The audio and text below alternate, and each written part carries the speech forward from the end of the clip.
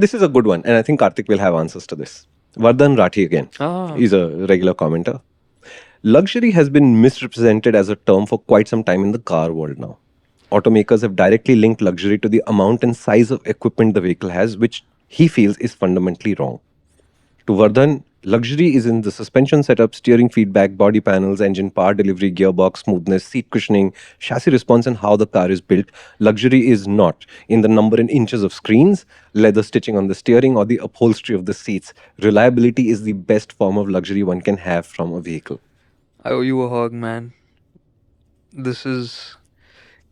Oh God, luxury is really such a disappointment. No, it is. Because luxury is just becoming a game of features and gimmicks today. And that is.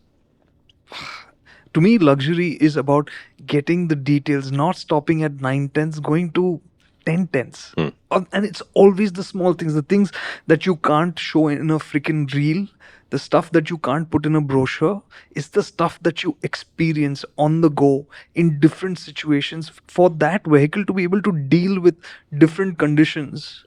And you're right, maybe reliability for our Indian conditions is the ultimate luxury. Yeah. Our conditions are tough, and so today when we talk about the big brands, we spoke about it recently, right? The Mercedes are seen as the pinnacle, and they've always, the S class, the best car in the world. But have they been making the best cars in the world? Has it been the No, best it's a brand marketing of- term. Yeah, I mean, they have used it. They built it at one time. It was the ultimate. But today, is it? Yeah, I'll give you an example from MotorInc itself. I was listening to the Basalt MotorInc first. You know how I signed off? Thank you for watching MotorInc first. What? That's what I exactly said. I said, thank you for watching MotorInc first. MotorInc first is the name of the segment. You didn't watch MotorInc first. I don't know that you did or didn't. And if you did, thank you. But it's the name of the segment. In the same way, the S-Class is the world's best car is a marketing tagline. It had nothing to do with whether it's the best or not. Yeah, and today, you're right. Screens are becoming like now. I think the newer cars are coming with 3 screens. I don't know if I want I have that many decided I'm going screens to in buy my a car. car. I've decided I'm going to buy a car. Why? When it has the center console has a 55-inch OLED screen. 55 inch. Yes. I don't know how are you going to look outside the car with 50? That screen will be an 85-inch OLED screen, which will project what is happening outside on the screen. So it's a simulator then, huh? No, so I can have multiple windows. So I can be scrolling reels here. I can be chatting with my friends here, and I can see what's happening in the world projected on the screen. I don't need glass and all old-fashioned stuff like that anymore. So luxury is finesse. Luxury is I want to stop him right there. Luxury is finesse.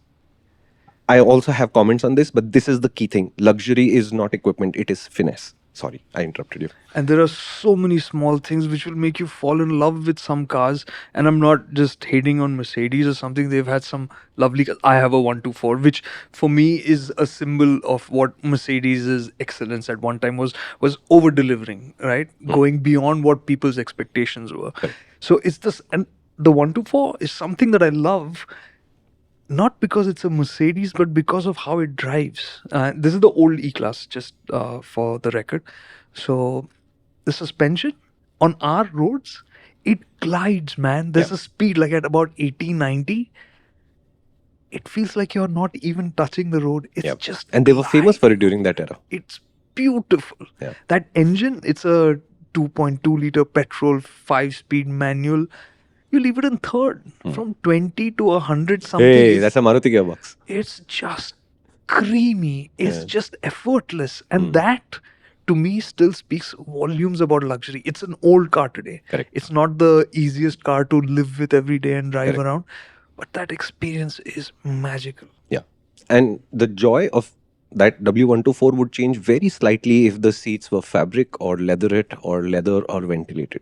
The fundamentals of the car is what gives him joy. That's luxury. I would say the same thing about, for example, RI helmets. I get a lot of questions saying you wear a 90,000 rupee helmet. What does it have that is worth 90,000 rupees? It's the finesse. It's the visor mechanism, for example, not having notches. You can't feel the notches. It opens smoothly, but you can leave it wherever and it stays there. It's a very small thing. but it adds to that experience. The vents close positively with a click every single time. There is no mistaking it for anything else.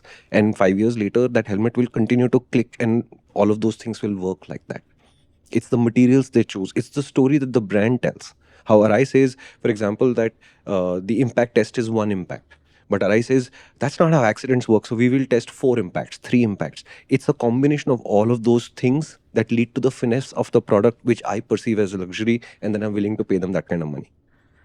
So on this, the Arai example is great because that's the other thing that I want to say. Luxury is about going beyond what is the norm and delivering something which creates value in your life. Correct. Changes your life, right? Yes. That is luxury. That is the power of additional money, Yeah. right? Alright, the one thing which the fit for me, it has been awesome. The helmet shape and whatever, I like the subtle design and all. But the one thing for which I absolutely have loved them is the visor.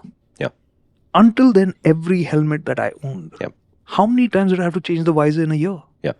The RI, 3-4 years, nothing. I've been using Arise for about 18 years now. I can honestly tell you, I still have to do this now and then. No.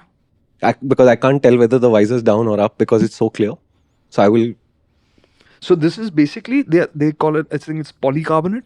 So it doesn't get scratched. That easily. It does get scratched, does but it takes get a scratched. long time to happen. But it takes something significant for it to really get scratched. So normal use of keeping it, taking it out of your bag, putting it in, all of that, no problem. Yeah, absolutely. Did you like that? There's more growth serum on the main MotorInc channel. Look for the brand Disconnect. No, really, it'll help you grow. I'm not kidding, bro.